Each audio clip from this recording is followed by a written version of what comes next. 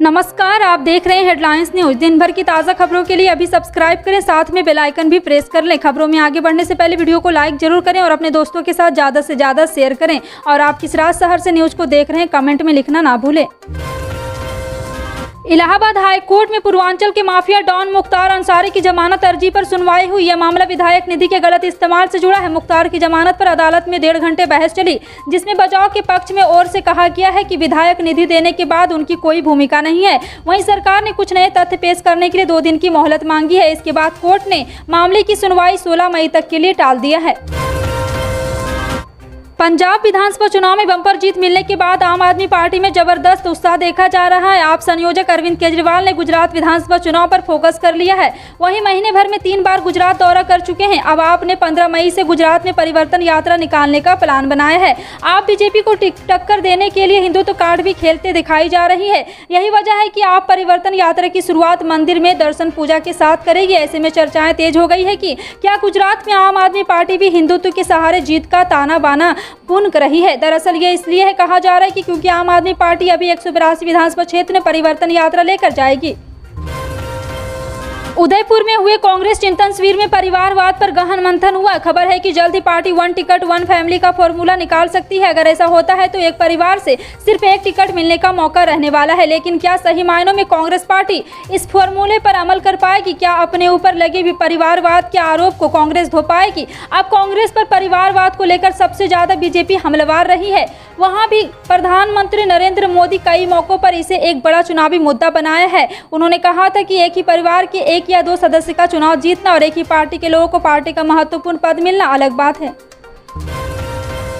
Supreme court ने जम्मू कश्मीर के चुनाव क्षेत्र में हुए परिसीमन पर रोक लगाने से इनकार कर दिया है। कोर्ट ने याचिकाकर्ता को फटकार लगाते हुए कहा है कि 2020 में जारी की गई अधिसूचना को अब चुनौती दे रहे हैं। आप 2 साल से अब तक कहां सो रहे थे? साथ ही उच्चतम न्यायालय ने केंद्र, जम्मू कश्मीर प्रशासन, निर्वाचन आयोग से 6 हफ्ते में जवाब मांगा है। सुप्रीम कोर्ट ने केंद्र और जम्मू कश्मीर प्रशासन के 6 हफ्ते में आने वाले जवाब पर याचिकाकर्ताओं को जवाबी हल्फनामा दाखिल करने के लिए 2 हफ्ते का समय दिया है, यानी कुल 8 हफ्ते दिए गए हैं। सुप्रीम कोर्ट इस मामले पर अगली सुनवाई 30 अगस्त को करेगा। वाराणसी की ज्ञानवापी मस्जिद की सर्वे की कवायद शुरू हो गई। इस बीच सुन्नी मुसलमानों के सबसे बड़े केंद्र दरगाह आला हजरत के प्रचारक मौलाना शहाबुद्दीन ने कहा है कि हमने बाबरी मस्जिद को खो दिया।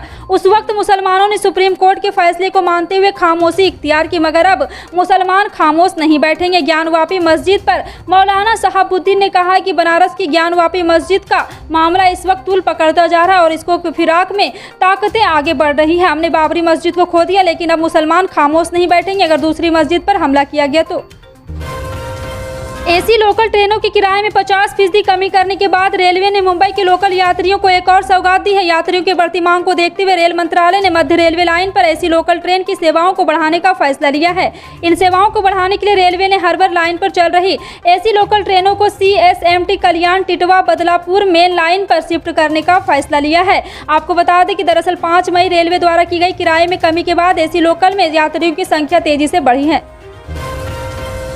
सहारा इंडिया के चेयरमैन सुब्रत राय के खिलाफ पटना हाई कोर्ट से जारी गिरफ्तारी वारंट पर सुप्रीम कोर्ट ने अंतरिम रोक लगा दी है। पटना हाई कोर्ट ने गुरुवार को ही सुब्रत राय को कोर्ट में सशरीर पेश होने का आदेश दिया था, लेकिन सुब्रत राय सहारा पटना हाई कोर्ट में पेश नहीं हुए, जिसके बाद हाई कोर्ट ने सुब्रत राय सहारा के खिलाफ गिरफ्तारी वारंट जारी किया है और सुप्रीम कोर्ट के जस्टिस AM खानविलकर के पीठ ने यह रोक लगाई है। अब सुप्रीम कोर्ट 19 मई को अगली सुनवाई होगी।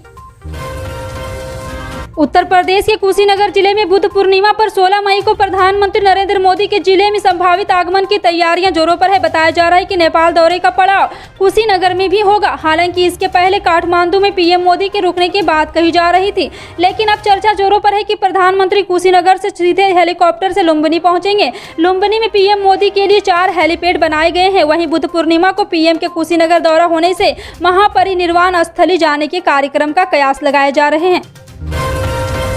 कर्नाटक विधानसभा में नेता प्रतिपक्ष सिद्धारमैया ने शुक्रवार को आरोप लगाया है कि राज्य की भाजपा सरकार लोगों पर अध्यादेश के जरिए धर्मांतरण रोधी कानून लादने का प्रयास कर रही है ताकि भ्रष्टाचार और प्रशासनिक खामियों से ध्यान भटकाया जा सके। पूर्व मुख्यमंत्री सिद्धारमैया ने इसके साथ ही राज्यपाल से कर्नाटक धार्मिक आजादी अधिकार संरक्षण अध्यादेश को अस्वीकार करने की अपील की है। उन्होंने आरोप लगाया कि इसका उद्देश्य अल्पसंख्यकों का उत्पीड़न करना है। कर्नाटक के मंत्रिमंडल ने बृहस्पतिवार को जबरन धर्मांतरण के खिलाफ कानून की प्रभाव करने के लिए आदेश लाने का फैसला किया था।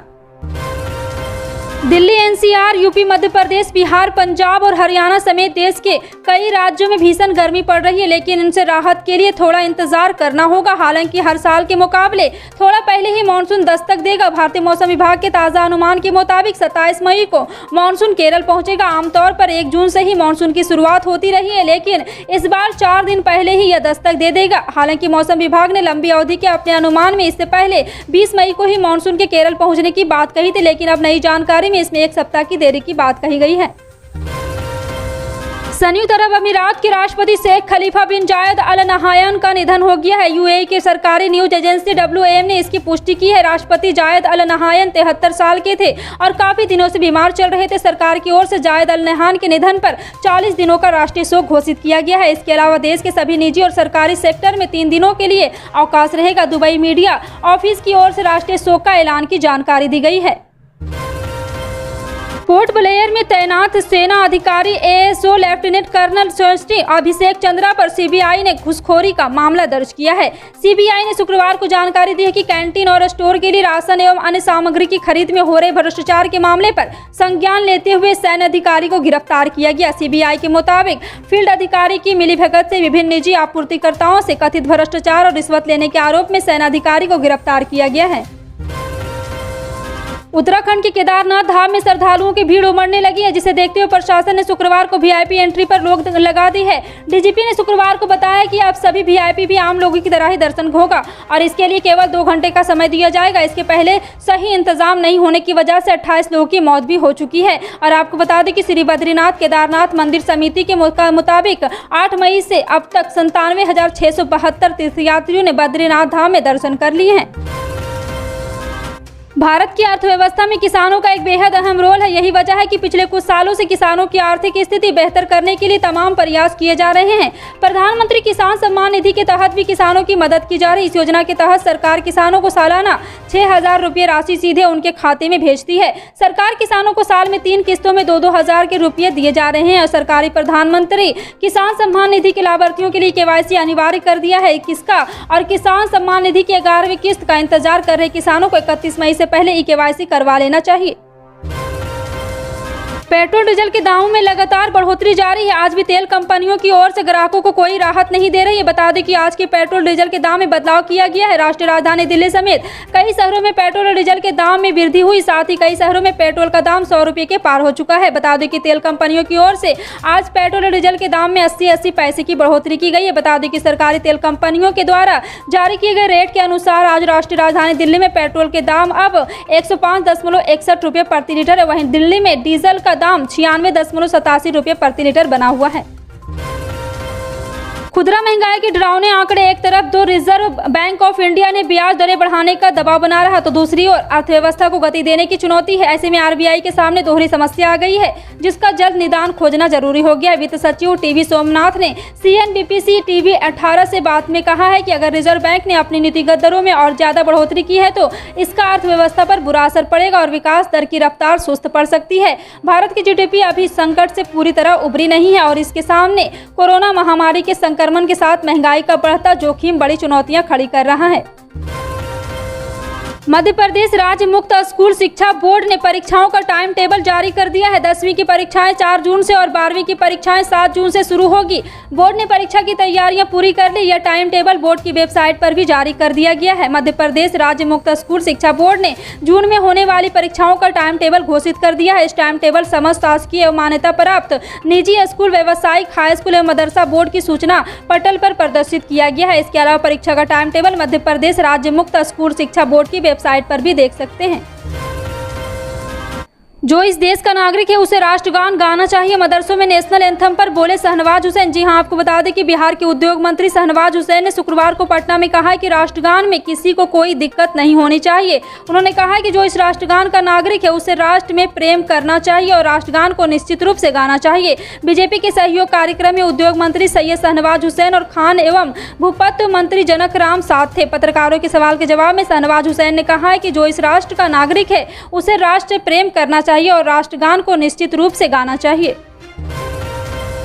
तमिलनाडु के उच्च शिक्षा मंत्री पोन पुडी ने हिंदी भाषा को लेकर विवादित बयान दिया है। उन्होंने कहा है कि एक भाषा के रूप में हिंदी की तुलना में अंग्रेजी अधिक मूल्यवान है। दावा किया है कि हिंदी बोलने वाले तो पानी पूरी बेच रहे हैं, हिंदी को वैकल्पिक होना चाहिए, ना कि अनिवार्य। फिलहाल आपका इन सभी खबरों पर क्या कहना है कमेंट सेक्शन में टाइप करके जरूर बताएं। पल पल की अपडेट जानने के लिए जुड़े रहें आप अपने हेडलाइंस न्यूज के साथ। मिलते हैं अगली बड़ी खबर में, तब तक के लिए जय हिंद।